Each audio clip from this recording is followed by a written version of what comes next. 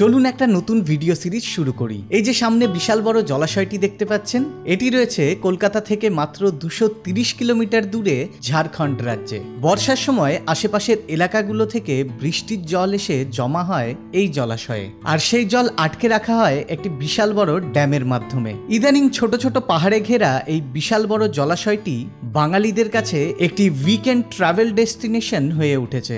আমরাও তাই মার্চ মাসের কোনো এক সপ্তাহের শেষে বেরিয়ে পড়েছিলাম এই সমস্ত জায়গা সমেত আরও বেশ কয়েকটি জায়গা ঘুরে দেখার জন্য। গুড মর্নিং ভিউয়ার্স, এখন বাজছে সকাল 5:30 আর আমরা জিয়াগঞ্জ থেকে বেরিয়ে পড়ছি দেওঘরের উদ্দেশ্যে। প্রথমে যাব ম্যাসেঞ্জার বা ম্যাসাঞ্জোর ড্যাম। সেখানে যাওয়ার পর আমরা আমাদের ব্রেকফাস্টটা সেরে নিয়ে তারপর আমরা এগোতে থাকবো আমাদের পরবর্তী গন্তব্য দেওঘরের দিকে। এখন আমাদের গাড়ি লোডিং চলছে, ওপরে রয়েছে আমাদের চিত্ত কাকা, আমাদের নিয়ে যাবে দেওঘর অবধি। বাড়িতে থাকছে ঠাকমা, ঠাকমার দায়িত্বে পুরো বাড়ি থাকলো। ঠাকমা রাখতে পারবে তো দেখে একা? এবার সবাই একে একে গাড়িতে উঠে যাবে।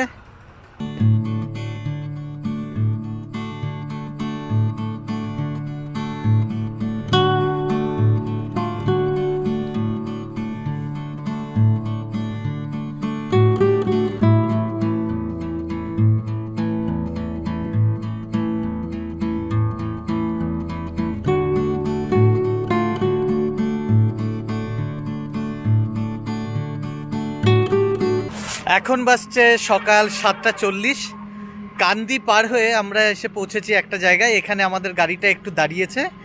আমরা এখানে একটু কিছুক্ষণ থামবো, মোটামুটি মিনিট 5 থেকে, তারপর আবার রওনা দেবো ম্যাসেঞ্জারের দিকে।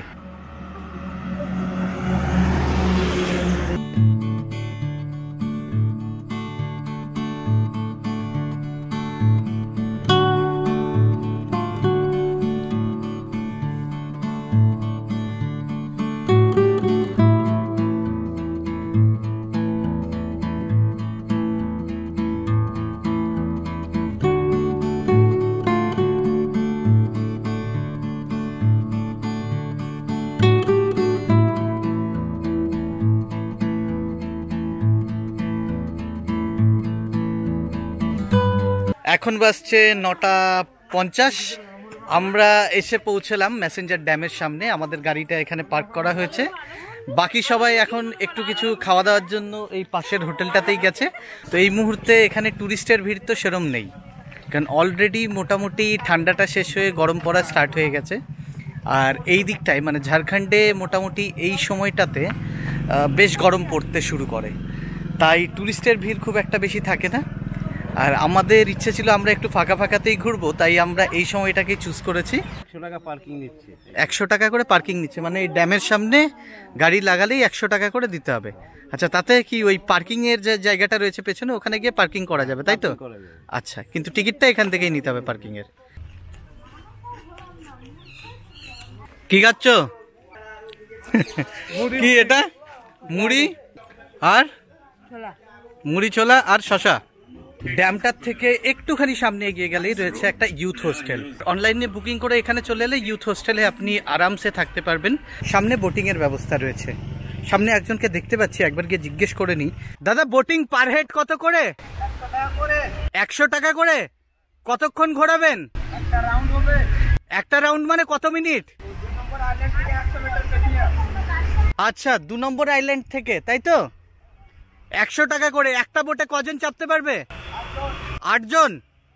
আচ্ছা, ওই যে দেখতে পাচ্ছেন ওই দূরে, ওই দিক থেকে ঘুরিয়ে নিয়ে আসা হবে পুরো আইল্যান্ড, 2 নম্বর আইল্যান্ড থেকে। আর এই সামনের পাহাড়ের মাঝখানে এই যে জলাশয়টা তৈরি করে রাখা রয়েছে, এই ড্যাম দ্বারা যে জলটা আটকে রাখা আছে, এই যে সামনে এটা দেখছেন, এটা ড্যাম। এই ড্যামের মাধ্যমে যে জলটা আটকে রাখা রয়েছে দারুণ দেখাচ্ছে। এখানে এসে না দেখলে বলে বোঝাতে পারবো না, ফাটাফাটি লাগছে। যাই, আমাদের সাথে বাকি যারা রয়েছেন আমাদের ফ্যামিলি মেম্বার, তাদেরকে গিয়ে একবার জিজ্ঞেস করি যে তারা আদৌ ইন্টারেস্টেড কিনা এই বোটিং করাতে। ভাই, বোটিং করবি? বোটিং? হ্যাঁ হ্যাঁ করবো তো। তুমি বোটিং করবে? তাড়াতাড়ি বলো। হ্যাঁ, তুই? আমি আগে করব। তোমরা বোটিং করবে? অবশ্যই। তাহলে বোটিং এর জন্য মিনিমাম 5 জন লাগে। তো আমরা অলরেডি 5 জনের বেশিই হয়ে আছি। তো আমরা এগিয়ে যাচ্ছি সামনের দিকে। বোটিং করার জন্য যে পয়েন্টটা রয়েছে সেই ঘাটে। সেখানে যাওয়ার পর 7 জন বোটিংয়ে বেরোবো। ঠিক এই ময়ূরাক্ষী ভবন যেটা রয়েছে, ময়ূরাক্ষী ভবনের ঠিক সামনেই রয়েছে এই বোটিং পয়েন্ট। তো আমরা এই বোটিং পয়েন্টের দিকেই যাচ্ছি। এই ছাগলটাও আমাদের সাথে বোটিং করতে যাবে। এ ছাগল, তুই বোটিং করতে যাবি? প্রবলেম চলছে নাকি? এটার প্রবলেম আছে?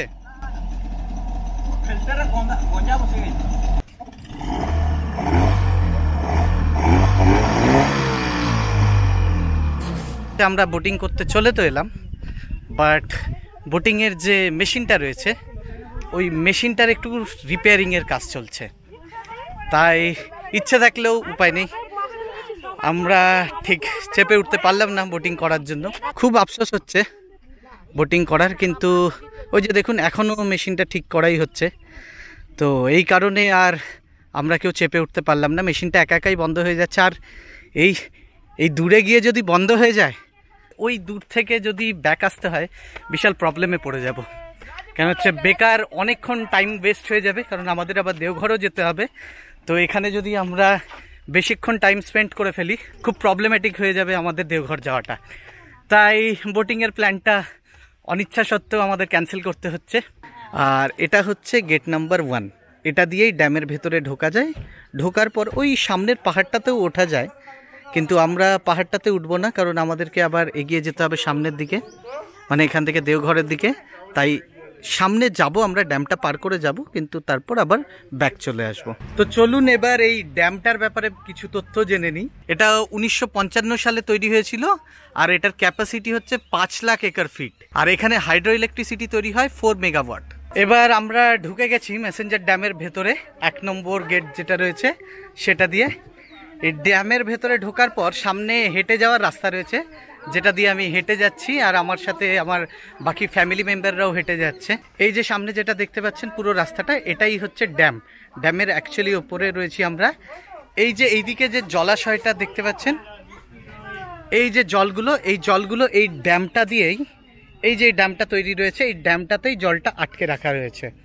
আর ওই যে আমরা গেছিলাম বোটিং পয়েন্টটাতে, ঠিক এই জায়গাটায় করে বোটিং পয়েন্টটা, ওই বোটিং পয়েন্টটা হয়ে এলাম। আসার পর এই ড্যামটা দিয়েই ওই সামনে এগিয়ে যাওয়া যায়। পুরো এগিয়ে যাওয়ার পর বাঁ হাতে ওই যে পাহাড়টা রয়েছে, ওইদিকে পাহাড়ে ওঠার জন্য বাদিক দিয়ে রাস্তাও রয়েছে, সেই দিক দিয়েও যাওয়া যায়। আমরা যদিও পাহাড়ে উঠবো না, তবে এই ড্যামটা ক্রস করে ওই পারটায় যাবো। ওই পারটায় যাওয়ার পর একটু ঘুরে ফিরে তারপর ব্যাক করে চলে আসব। এই যে সামনে বিল্ডিংটা দেখতে পাচ্ছেন, এই বিল্ডিংটা লাস্ট টাইম যখন এসেছিলাম তখন তৈরি হচ্ছিল। আর এই যে সামনে নিচে যে জায়গাগুলো দেখছেন এখন শুষ্ক রয়েছে, হালকা হালকা জল দেখা যাচ্ছে। বর্ষার সময় এই ড্যামটা যখন ছেড়ে দেওয়া হয়, ড্যামের অনেকগুলো গেট রয়েছে, ওই সামনেটাই করে ওই গেটটা দিয়ে, মানে এটা দিয়ে জল বেরিয়ে এই সামনের দিকে জলটা বয়ে যায়। বর্ষার সময় যদি আপনি আসেন, এই যে সামনের জায়গাটা দেখছেন, বিশাল একটা নদীর মতো দেখাচ্ছে, যেখানে জল নেই যদিও এখন, তবে এই জায়গাটা দিয়েই বর্ষার সময় জল বয়ে যায়, কারণ ড্যাম থেকে জলগুলো ছেড়ে দেওয়া হয়। এখন মোটামুটি 11টা বেজে গেছে, আর মার্চ মাসের প্রায় শেষ হতে চললো, মানে আজ 24 তারিখ। তো গরমটা বেশ রয়েছে এখানে, প্রায় ঘেমে যাচ্ছি। আর রোদ্দুরটাও বেশ, কি বলবো, অত্যন্ত গায়ে বাজছে রোদ্দুরটা। এই জায়গাটা দেখুন দারুণ দেখাচ্ছে, মনে হচ্ছে একটা আইল্যান্ডের মতো, যেখানে প্রচুর গাছ হয়ে আছে, বেশ সুন্দর দেখাচ্ছে এই জায়গাটা। যদি বোটিংটা করতাম, এই যে এই লেকটা, পুরো লেকটা ঘুরে দেখার সুযোগ হতো, কিন্তু ভাগ্য খারাপ থাকলে যা হয়। তো আমরা এগিয়ে যাচ্ছি, মোটামুটি মনে হয় এটা প্রায় 500-600 মিটার তো লম্বা হবেই এই ড্যামটা। তো ড্যামের এ মাথা থেকে ও মাথা অবধি হেঁটে যেতে মোটামুটিভাবে 5 থেকে 7 মিনিট তো অবশ্যই লাগবে। এত রোদ্দুর বলে বোঝাতে পারবো না, প্রচণ্ড রোদ্দুর। মানে প্রথম যাও বা অসুবিধা না হচ্ছিল, এখন তো এই গোটাটা হেঁটে আসতে মনে হচ্ছে জান বেরিয়ে যাচ্ছে, কিন্তু কি আর করার, এইদিকে যখন চলে এসেছি এই সামনেটা ঘুরেই যাই। তো আমরা এই যে সামনের এটা দেখছেন, এটা দিয়েই বেরিয়ে এলাম। এটা দিয়ে বেরিয়ে এসে একটা বাদিকে রাস্তা চলে গেছে, এই যে এই রাস্তাটা বাদিকে চলে গেছে, আর আরেকটা রাস্তা চলে গেছে এই ডান দিকে। এই দুদিকেই গ্রাম রয়েছে। এই গ্রামের লোকজনগুলো এই যে ড্যামটা রয়েছে, এই ড্যামের ওপর দিয়ে তাদের যাতায়াতগুলো করেন, মানে বাইক নিয়ে হোক, সাইকেল নিয়ে হোক, এই ড্যামের ওপর দিয়ে যাতায়াত করেন। তো বুঝতে পারছেন যে এই যে ড্যামটা কতটা ইম্পর্টেন্ট তাদের লাইফে। কারণ এটা একটা কমিউনিকেশনের মাধ্যম যেটা তাদের মেন রোডের সাথে কানেক্ট করে। তো খুব ইম্পর্টেন্স রয়েছে এই ড্যামটার। এই জল সঞ্চয়ের জন্য নয়, শুধু যাতায়াতের ক্ষেত্রেও এই ড্যামটা অত্যন্ত দরকারি।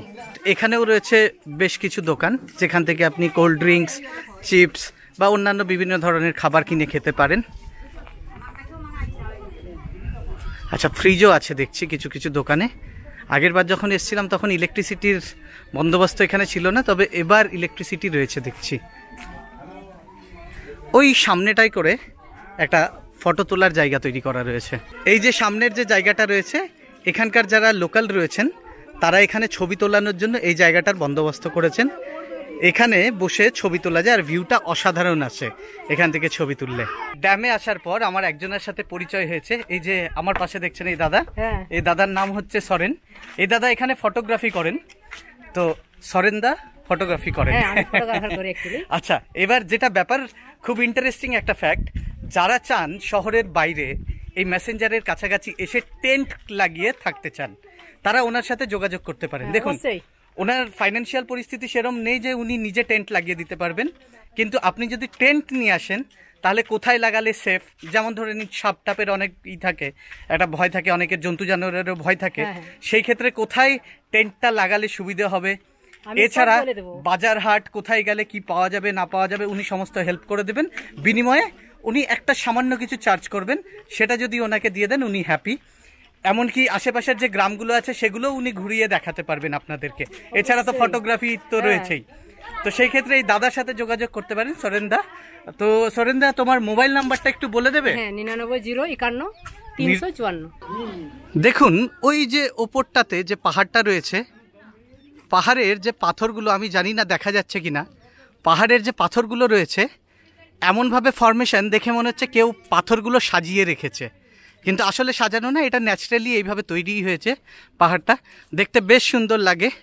এই পাহাড়ের মাঝখানে এই ড্যামটা অসাধারণ সুন্দর। এই ধরনের যে ড্যাম বা ব্রিজ বা কোনো একটা ছোট পার্ক, এই ধরনের জায়গাগুলো নিয়ে যখন একটা উপার্জনের মাধ্যম তৈরি হয়, সাধারণ মানুষ যারা খেটে খান তাদের যে একটা উপার্জনের মাধ্যম হয়, সেই জিনিসটা আমার খুব ভালো লাগে। অনেকে রয়েছেন এখানে যারা দিনে ফটোগ্রাফি করেন, রাত্রিবেলায় হয়তো ট্যুরিস্টদের সাহায্য করেন, তো সেইভাবেই তাদের জীবিকা চলছে। আমার তো দেখে অত্যন্ত ভালো লাগে সেই জিনিসগুলো। আপনাদের কেমন লাগে কমেন্ট করে জানাতে পারেন।